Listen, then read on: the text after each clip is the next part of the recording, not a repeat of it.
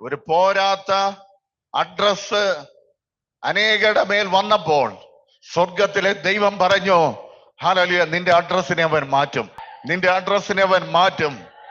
Hallelujah. എങ്ങനെയാ മാറ്റിയത്?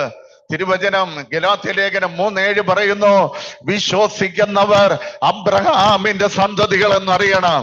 ആരിൽ വിശ്വസിക്കുന്നവർ? യേശു കർത്താവിൽ വിശ്വസിക്കുന്നവന്റെ അഡ്രസ് ഈ ലോകത്തിന്റെ ശാപം പിടിച്ച അഡ്രസ് അല്ല, അനുഗ്രഹത്തിന്റെ അഡ്രസ് ആണെന്ന് ദൈവത്തിന്റെ വചനം പരിശുദ്ധാത്മാവിനാൽ പുതിയ നിയമസഭയ്ക്ക് വേണ്ടി 21 ലേഖനം എഴുതിയപ്പോൾ വ്യക്തമായി പറഞ്ഞിരിക്കുകയാണ്. ഹല്ലേലൂയ. ഒരു അനുഗ്രഹത്തിന്റെ അഡ്രസ് അവനിലൂടെ നിനക്കുണ്ട്. ചരിത്രങ്ങൾ നിന്നെ മാറ്റിത്തരും.